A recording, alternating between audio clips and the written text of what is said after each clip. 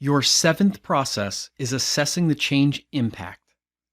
The purpose of this process is to analyze how stakeholders will be impacted by the change and the change's specific impact on people, processes, tools, organizational structures, roles, and technology. As you are well aware by now, large changes are never as simple as they seem on the surface. I like to think of any large change as an iceberg. Take, for example, a strategic decision to switch on a new software tool. On the surface, the organization has to install the new tool and provide some training. But below the surface, the organization has to uninstall the old tool, assign user permissions, update process documentation, write knowledge base articles, modify the automated phone system for the help desk, update the new workstation images, review contracts and licensing agreements, and so on and so on. This process involves identifying and categorizing who and what will be affected, assessing the degree of change occurring within these areas, and describing the change. Here are the commonly accepted inputs for this process. The change definition, vision statement, and stakeholder analysis are outputs from processes I covered in previous modules. I promised you that pre-work would pay off, and here it is. This process will yield a change impact assessment, which is one of the most critical outputs of all the processes. I'm going to demonstrate how to complete one in the next clip, but first I want to tell you why you need it.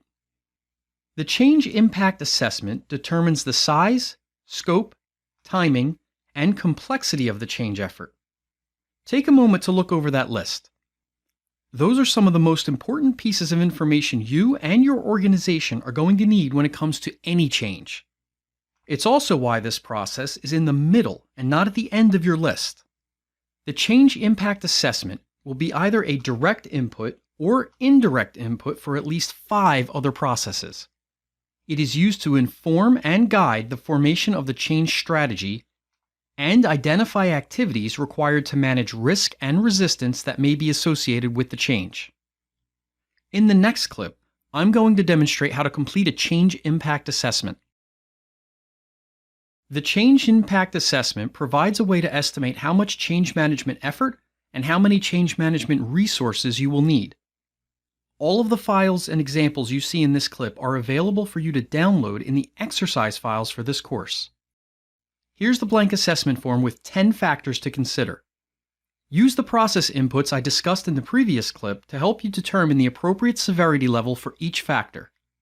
As you start filling in the values, you'll see the score at the bottom automatically update. When you are finished, if the score is 16 or lower, it will remain green. This indicates a minimal change and will require a small amount of change management effort and resources.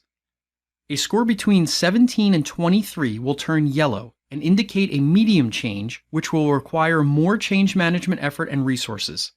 A score of 24 or more will turn red and indicate a large and complex change, which will require a significant amount of change management effort and resources.